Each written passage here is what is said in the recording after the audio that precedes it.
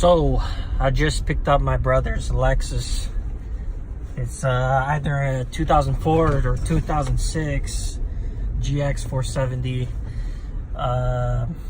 He's been having trouble with his air ride suspension, or I don't know what it is. He's got airbags in the back that are supposed to level up the car. He's been having the trouble where he'll come out in the morning and the Lexus is just on its butt, and then he's got to start it up, the compressors are running, you know, and all that good stuff. So he decided, instead of replacing a faulty airbag or two faulty airbags or whatever, he was just gonna do the coil conversion from the airbag to coils in the rear. So I got him right here. I believe that Monroe makes them. Not exactly sure how much they were. But anyways, just picked up his car. Car was filthy, man, filthy.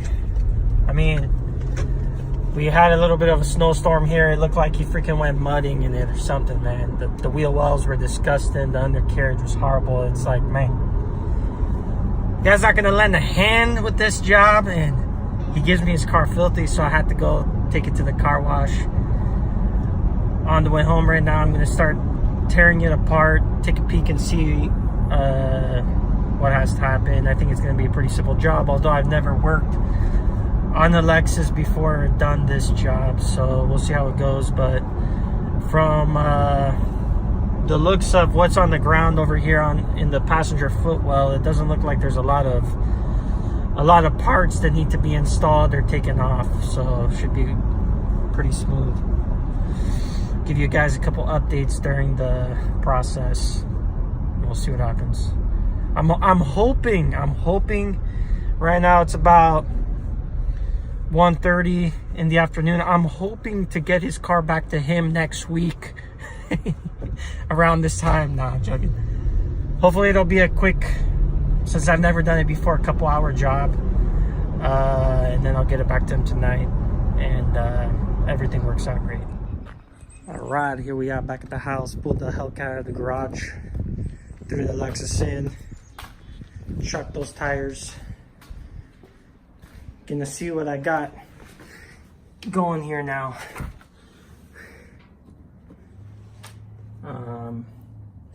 Whatever, jack this shiz up, pull the tires off, unclip the top retainer clip for the airbags, and get busy on pulling the old crap off. Daytona. That's all that I'm installing. That's it. So hopefully it's gonna go pretty quick, guys. So the first piece of the puzzle, obviously I turned the key. I clicked off on the height control. So what that's gonna do is keep the airbags from trying to inflate or do whatever they gotta do on a normal basis to keep the ride correct. Throw in my jack underneath it. Already did just a couple pumps and got the whole rear end off, although I'm gonna pump the heck out of it. And throw a couple of these 12-ton jacks just in the rear on the frame of the Lexus, so that it'll be floating in the air. And then that way I'll be able to control the height of the diff with my jack here to make pulling out the airbags easy, which, I mean, they'll be easy to pull out whether I do this or not, but it'll make installing my coils in relatively easy, is the hope anyways, because I'll be able to lower that diff down pretty dang low, not worrying of the actual Lexus coming down. Anyways, that's where I'm at. Okay, so got the Lexus up. I really didn't have to go too insane. I didn't even pull it out one click out of my tall 12-ton jacks. So here I am removing the lug nuts. Milwaukee makes it easy. It has power. As soon as it breaks the nut, then it slows down.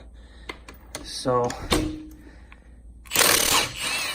this is, anyways, still got the jack here underneath the rear diff, because this is what I'm going to use to elevate or lower the diff so that I can get my suspension components in easily.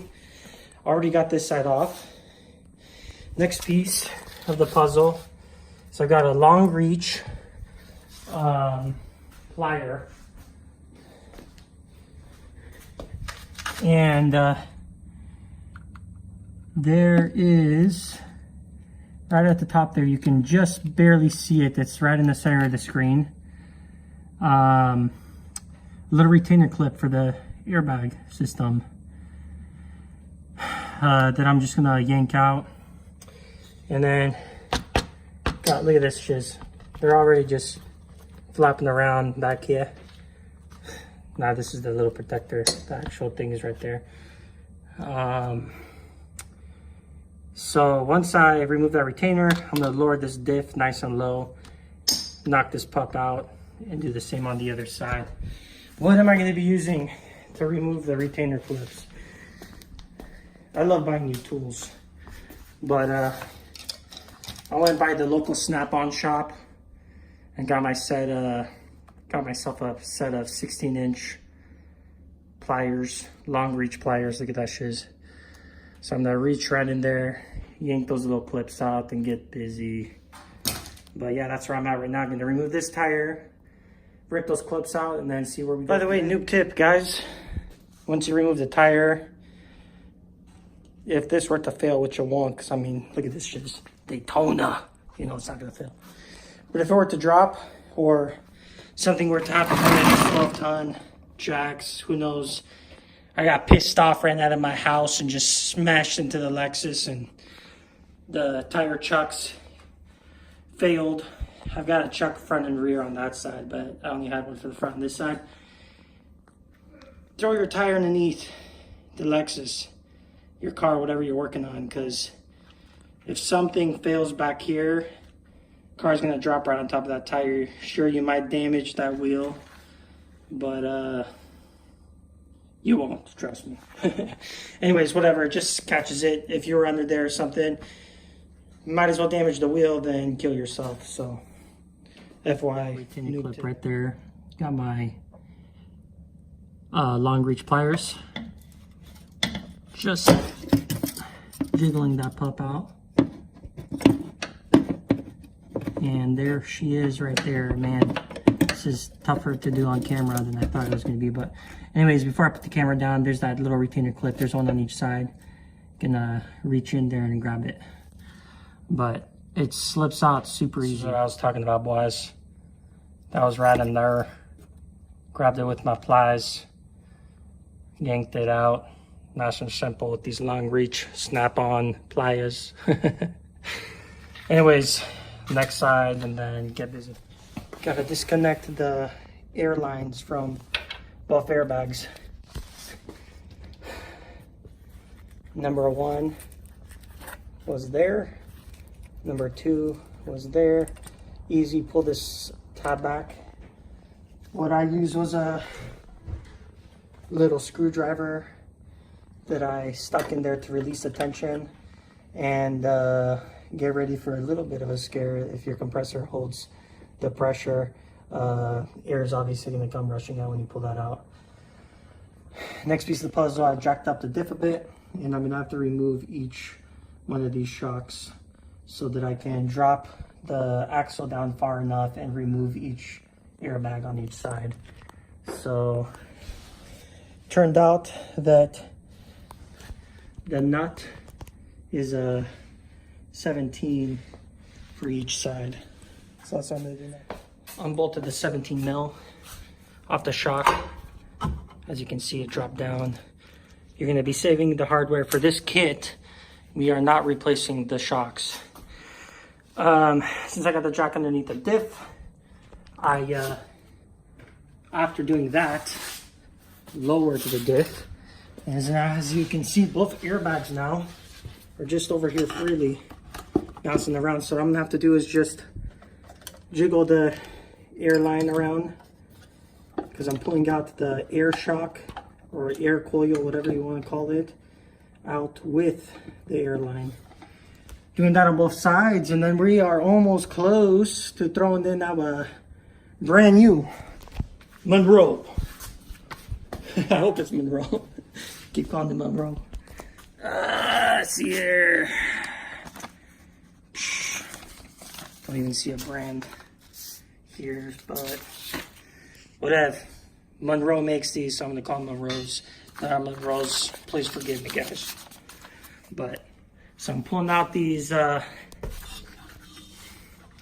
airbags with the airlines, and then we are gonna go on to the next piece of the puzzle. Pretty easy. I got it out. I will say it is very difficult for me to show you guys, but when fishing in the airline to get it to the air coil or whatever the heck you want to call it, airbag, I'll just call it an airbag from now on, to fish it down through the hole and pull out the whole assembly, there's a little clip right over there that it's obviously to protect the airline from like snapping or something, but it makes it very difficult. You can't just unclip it from the little compressor here or whatever this is and pull this out and the whole airline comes out. You gotta unclip it from there. I use my long reach little pliers over here, and I just gave it a little tug, was able to get my finger in there and pull it out to where I could just drop down the airbag and pull the whole assembly out. Here we go, guys. This is it. I was gonna try to get crazy and unclip it from the top, but I was like, nah, I'm gonna do it the right way. I don't know, whatever. I guess it's faulty. It looks like it's been on a car that has a ton of miles. Look at all those, you know, that's probably where the air is leaking from, you know. It's not like you hear a loud hissing noise like on apparently some of them that occurs. Although I guarantee you there's some hairpin leaks in this airbag to where, you know, after you drive it, a few hours pass by and, you know, you jump into it the next morning, you know, it's just flat again. So whatever, that's number one.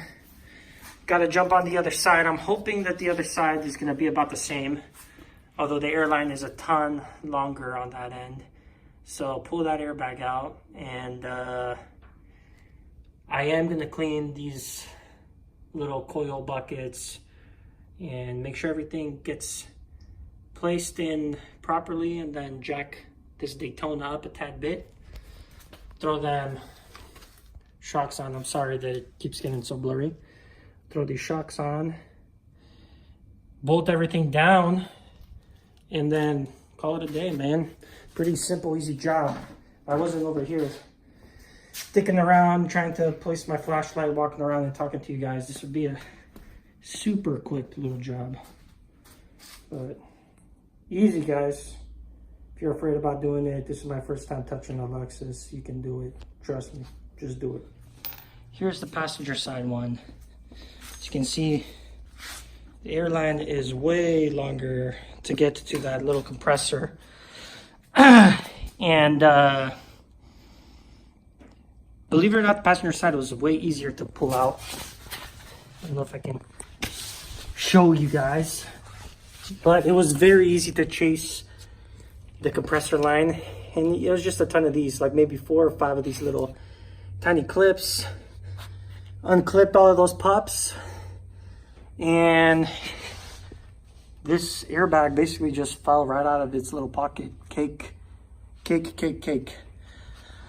Obviously be careful when pulling that stuff out so that you don't nick other important stuff. But yeah, that's it, guys. Next piece of the puzzle is hoisting these puppies in there and buttoning everything up and ship. I mean, I haven't even been at this thing for an hour. And like I said, I've been filming for you guys. And this thing is flying. I'm flying through this little tiny job. Man, my brother's gonna be so happy. Made him so happy. So Lexus, Toyota parts. I guess the Toyota is a Lexus, right? Could be wrong, I don't know, I'm a Mopar guy. Boys, well, we got number one put in. Took a little bit of muscle. Nothing too insane though.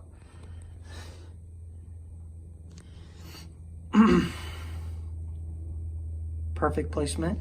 So with this kit, it looks like we got a little rubber isolator, rubber or something.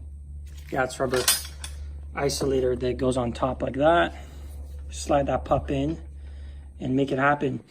As you can see, my jack, it's just like not even touching, it's totally drooping.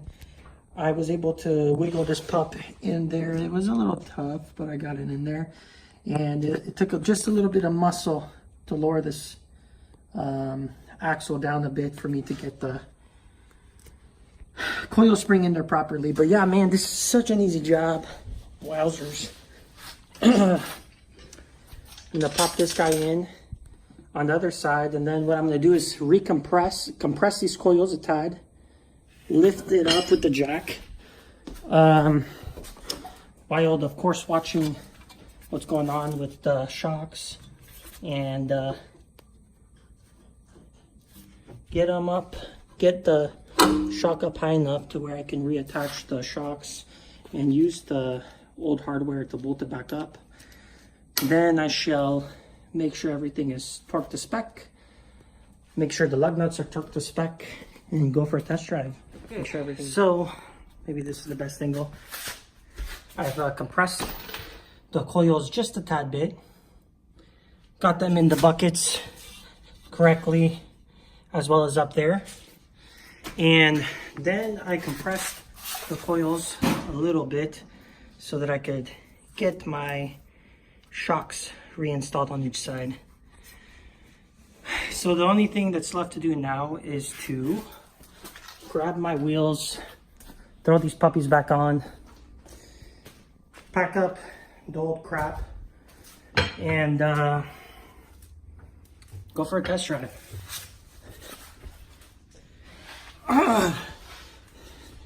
And right around this point, you might be really excited. Everything's in place, blah, blah, blah, ha, ha, ha. Remember, guys, though, yes, we turned off the air suspension here, but over here, we've got to unplug the, disarm the air suspension thing so that when we turn on the car, we don't get error codes and stuff. I believe it's this guy right here. I'm gonna double check. And then we've got a relay under the hood that we're gonna unplug as well, so that when we turn the car on, we've got no issues. But stay tuned for that. I'm gonna throw these pups back on and finish up the job. Both tires on.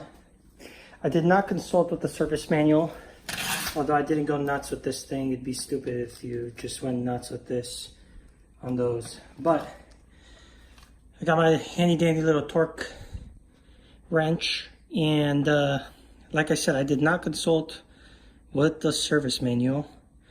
So I brought these pups up to about 110, more like 100 foot-pounds of torque. I'm not gonna waste video footage telling you guys exactly what it is, but I think between 100 and 120 you should be fine. I am probably gonna just Google it just to make sure that that is okay. I did check the front tires with the front wheels with the torque wrench setting that I had it on, and they all clicked as well, so I'm guessing that this is fine. Anyways, got that shiz done. Now I'm gonna go ahead and unplug the correct fuse inside the cab. Then I'm gonna pop the hood and pull out the correct relay.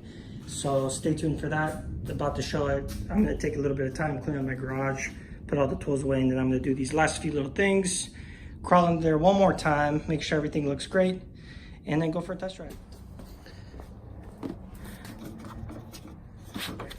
Where's this little lever? The second fuse you guys gotta pull out. You remove this little plastic piece, that plastic piece, he's already missing that. Pop this hood. And pull this little guy off. Sheesh. And the fuse was right there. I already pulled it out, as you guys can see. So, anyways, that's it, guys. And then you're done. Start up the engine. Make sure that the little air ride service light doesn't come on. And if that does not happen, then you are done. Go for that test drive. Make sure everything works out great. Heads up, I'm not a pro, as you guys probably found out. But hopefully this video helps somebody out. If you break something or mess something up, I'm not to blame. I just put it up there because I enjoy doing this type of shiz. But there we go, boys. There it is. All right, guys, so misinformation. I gave you guys the wrong information. The first time I said the right fuse, then I said, oh, good thing I checked because blah, blah, blah. Anyways, what I did was I pulled that fuse first, and I just had a shit ton of lights show up on the dash. So that was incorrect. Count 1, 2, 3, 4, 5. It's your sixth fuse. Sixth fuse from the left. 1, 2, 3, 4, 5, 6. Pull that one out and start her up. And then no lights on the dash. Anyways, that's how it ends up looking. Perfect fitment. Actually, it might be a tiny bit high in the back, but their coil springs, they're gonna settle after a minute. So here I am, guys, going for that first initial test drive after I rechecked everything. Popped in the wrong fuse that I pulled out the right fuse. Going for a test drive, man. It's smooth. I mean, I'm not gonna lie. I mean, come on. Air springs or whatever the hell you want to call them, they're softer. But I don't notice any difference at all. Nothing insane on the dash other than he's got his tire sensor light on for one reason or another. I'm sure he knows why. He does have aftermarket wheels on this thing. But I don't know, I think one of his sensors just went bad or something. Anyways, guys, that's it. Literally took me an hour and I filmed. I'd say a little more than an hour just because I cleaned up all my tools, you know, and kept stopping to film all that good shiz. So yeah, we are getting to the end of probably like a 2-mile test drive. Let's give it a little shakes. Hey, other than the crap shaking around back there, everything is solid. So yeah, man, easy job. Gonna go inside, get cleaned up, and then go drop his Lexus off and pick up my car and head back home. But easy job, guys.